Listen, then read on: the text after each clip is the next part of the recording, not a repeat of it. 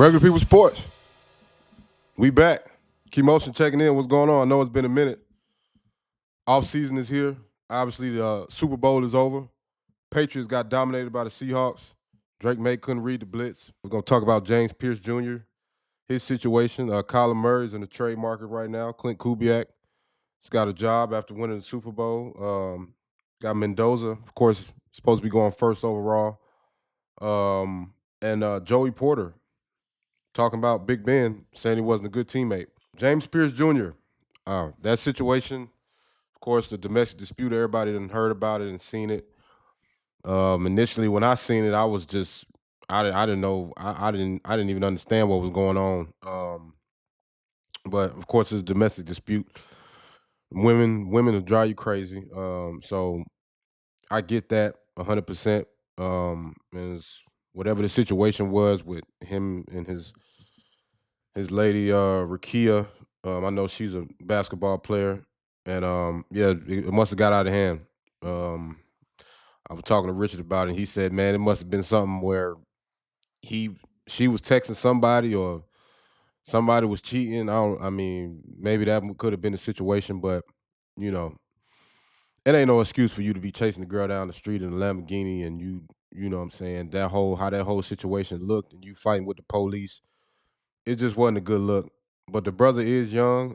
He's a young kid. He's probably 20, 22 or 23 or something like that. So, he got a lot of learning to do. I think the Falcons right now, I know Matt Ryan's probably like, okay, I really got to do my job now. I mean, ultimately it's not up to Matt Ryan, but I mean, it's still connected. I mean, the Falcons is making headlines, and dudes is getting, locked up on the street. I mean, it's just not a good look.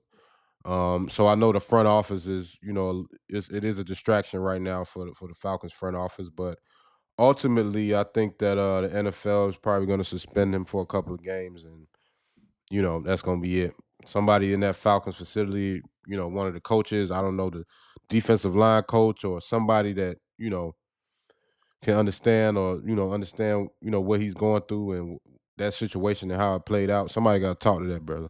Somebody got to talk to him, and just kind of like I said, he young. So when you young, you make bad decisions, and there's no excuse for eluding the police. I don't give a damn how old you is. I mean, I don't understand why niggas even run from the police. I don't get that. It's like you just you see the lights behind you and then you just start speeding off like police got more backup than anybody. Police is the definition of backup. They're gonna get you. So it's just, I guess he just had to learn the hard way. I'm glad ain't nobody get hurt or nothing like that, But situation is definitely gonna have some consequences. So we'll see how that plays out. James Pierce Jr., amazing player on the field. I mean, he reckless on the field. Had a lot of sacks this year. I don't know how many sacks he had. I know probably had over 10 sacks.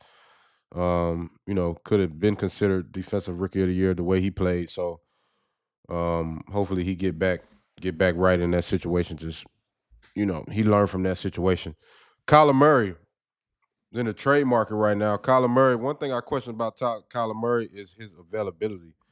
Um, he hasn't really been available too much. He played 5 games last season. In 2023, he played 8 games, and then he played 11 games in 2022. I think they said he had back-to-back Pro Bowl seasons in 2020 and 2021, and they talking about the Jets is looking at him. So yeah, when I look at this Kyler Murray situation in the Jets, it's just like the quarterback market just sucks to me overall in the NFL right now. It's just you know, it's just not that good. If you're a good quarterback, you already where you at. Of course, they got some draft picks coming in with, all I know is Mendoza. Maybe they got some other quarterbacks coming in, but I actually like Kyler Murray. I mean, I like him as a person. I watch a lot of his YouTube videos and how he prepares for his game and, his family and, how he carries himself. You know what I'm saying? Kyler Murray, a solid dude, you know what I'm saying? So I hope he get picked up, and do something, you know what I'm saying? Because his time is coming up to an end too. Because I mean,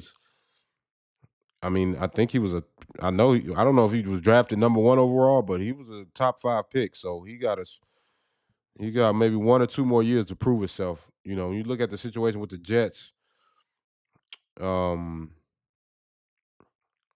yeah, the Jets gonna be the Jets. So if he go to the Jets, I mean, I'm not gonna say, oh, the Jets is gonna be a contender now. I mean, wherever Kyler Murray goes, he's gonna have to prove himself and figure some shit out. At the end of the day, you could talk about the trade rumors and where he going and what'd be a good fit for him. Well, no matter where he go, he gonna have to prove himself, and he gonna have to do it fast because the Cardinals already done.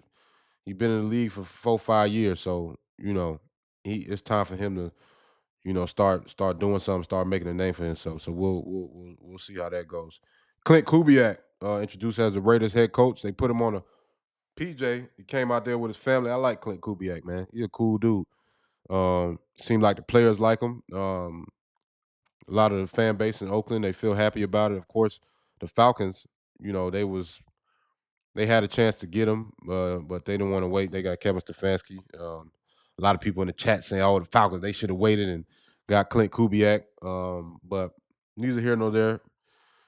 I think Clint, he wanted to stay on the West Coast anyway. It's like I feel like when you on the West Coast and it's just like, you got your family already over there. You're already in Seattle, and you got to consider that. You know, I know these guys are coaches, and as fans of the game, and we look at them, as coaches, but they still regular human beings. He still got a family. This man got a wife. He got kids. So decisions is based off of what's best for his family and his life. So of course, the Falcons would have been a good option for him because the Falcons are obviously a better team than the Raiders. But I think ultimately it was just about him being comfortable and staying on the West Coast. I think that's what he wanted to do. And when you look at a job, and it's a job at the end of the day. Okay, so if I had a job and I was living on my family on the West Coast, and they offered me a job all the way in Atlanta, I'm in some, but they offered me a job, maybe an hour, in Northern California, a little bit under where I'm at in Seattle. I'm staying where I'm at. You know what I'm saying? So I think that was the situation with him. So of course the Raiders, they're gonna draft Mendoza, and we'll see what he's gonna do. I like Mendoza, man. He's a class act. He's a good kid. I think he's gonna do well in the NFL. I hope he does well in the NFL. Because he's gonna be the number one overall pick. Usually, number one overall picks, they always say they a bust, but I just like to personally, I like to see number one overall picks perform like number one overall picks. There's been a lot of number one overall picks, and they just, you know, they don't really get to that ceiling of the expectations that people have for them coming in the league. So if Mendoza comes in, and I think him and Clint Kubiak, they're gonna make some things work. I mean, they look like two good minds together. And Clint, he's a great play caller. They got to get some receivers though. They got to get some receivers. I know Max Crosby. They saying he might get traded. He said he don't want to add no more fuel to the fire. And I think that's smarter on Max Crosby end, because a lot of guys, they want to get traded and they making everything public and I want to do this, I want to go here, and I'm not happy. And it's just like, bro, you really just distracting the team. I mean, I know you want to leave the team, but it's just like you distracting the team because I mean, what if you might stay? We might come up with a contract for you. So, salute to Max Crosby for, just, not, throwing no dark cloud over what's going on right now in Vegas with this new hire with Clint Kubiak. I think they're gonna end up paying Max Crosby because, you bring a coach in like Clint, and then you can't just shit Max Crosby out. Then you just going against the grain. You got some momentum now. You got a good Super Bowl winning coach, and sign Max Crosby and see what happens. And now if it don't work out with him this year, then that's a different situation. But I think you gotta bring Max Crosby back because that team. I think that team fuels off Max Crosby. More offseason news coming. Uh, Richard will probably upload some videos soon. We appreciate y'all checking in, subscribing. We should be at the draft this year. The draft is in Pittsburgh. Speaking of Pittsburgh, and we're gonna have a lot of fun this offseason. Keep subscribing, keep liking, keep commenting. If anybody want to join the show or got something to get off their chest, you can always join the show. You hit the link in our Instagram bio, and we'll see y'all on the next one, baby. Regular People Sports. Let's keep it going.